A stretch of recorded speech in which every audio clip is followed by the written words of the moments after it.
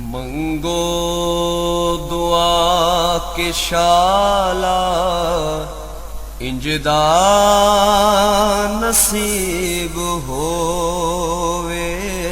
मंगो दुआ के शाला इंजदा नसीब होवे। जद आवे मौत मैनू। बिस्मिल्लाहिर्रहमानिर्रहीम। अस्सलाम वालेकुम दोस्तों और बुजुर्गो नाज़रीन, तुहाडे सामने अगली वीडियो नाज़र हाँ। जनाब है जी वीडियो तुहानू दिखाई जा रही है, यह भी एक बड़ी ज़बरदस्त चीज़ है, बहुत ही अच्छा तो बहुत ही कामयाब तो ज़बरदस्त फार्मूला है। और साढ़े एक दोस्त है ने यूके दे विच, जिन्हां दा मैं नाम नहीं लेना चाहता क्योंकि वो अक्सर ही साढ़े कोलों कोई ना कोई चीज़ किसी दोस्तों वास्ते अपने वास्ते यानी कि जिस तरह भी चाहिए होवे ना वो साढ़े कोलों बनवाते रहंदे ने। बहरहाल यह नुस्खा उन्हां दा ही है तो यह है जी डस्क एलर्जी वास्ते,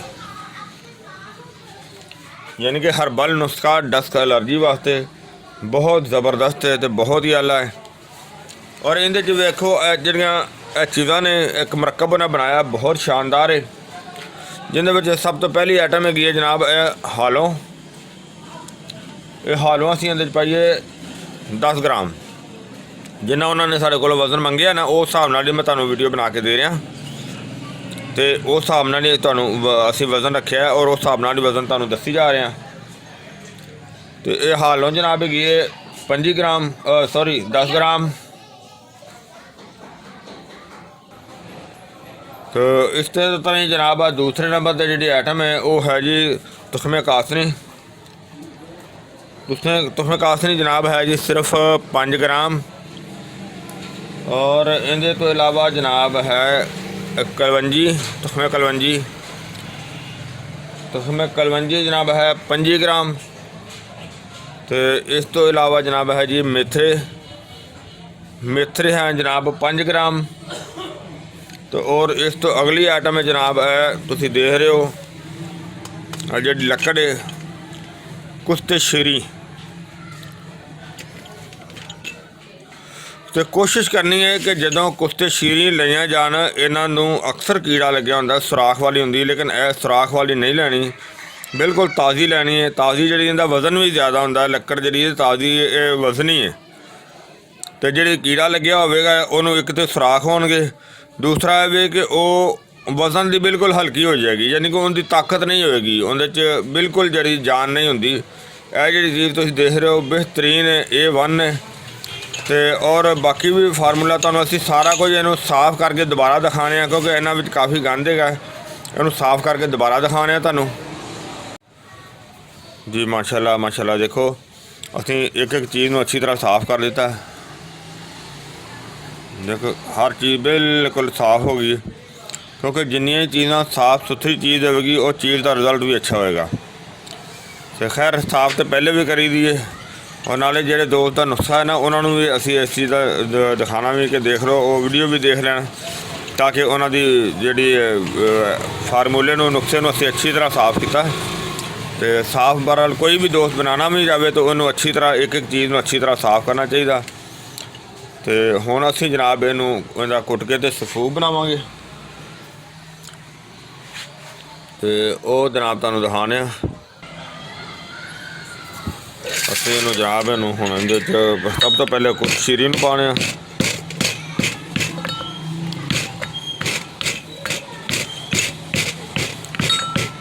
पहले कुछ शीरी नूं दल फल्ड करने फिर बाकी आइटमां शामिल करने।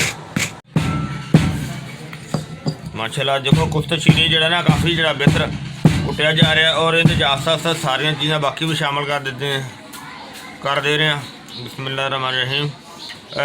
गया तुखमे कासनी, मेथरे,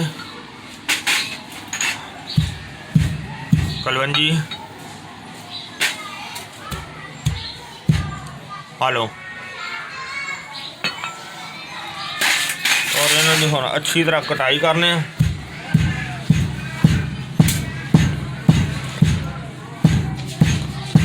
अच्छी तरह कटाई करके अंदर बिल्कुल बरीक पाउडर बनाना है, बरीक छानी तो छानना इनू।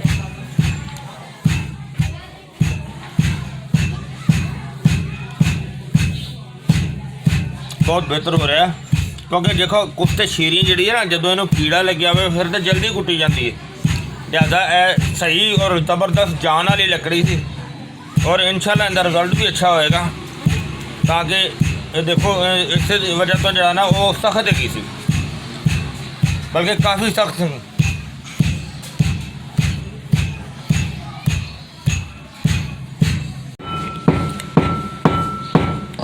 माशाल्लाह माशाल्लाह ज़बरदस्त, बहुत बेहतर हो गई। काफ़ी देर की सानू कुत्तियां, क्योंकि जिस तरह तुम दसिया ना कि जी कुत्ते शीरी है ना, लकड़ी बहुत हार्ड हैगी थी, ताकि लकड़ी फ्रैश थी ना, इस वास्ते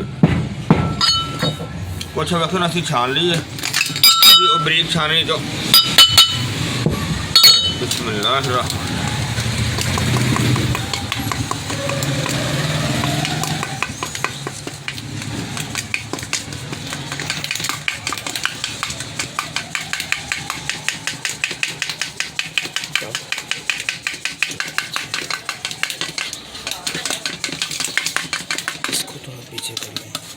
माशाल्लाह देखो इन्नी को रह गई, इन्हों असी दोबारा अजे फिर अच्छी तरह कुट लें, कुट के मुकम्मल करके तुम दिखाने आपको।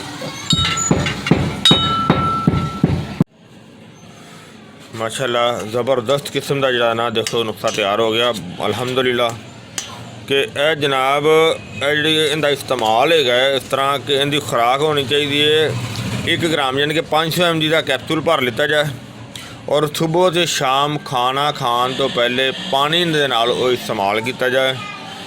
तो ये जरा ना नुस्खा कम अज़ कम जरा ना इन्हों को महीना, जिस तरह की बीमारी की अलामत पुरानी होए उस तरीके का इनू थोड़ा जहा उस हिसाब के नाल इस्तेमाल किया जाए, और इहदा कोई साइड इफेक्ट नहीं, किसी किस्म का कोई साइड इफेक्ट नहीं, कोई नुकसानदेह चीज़ नहीं।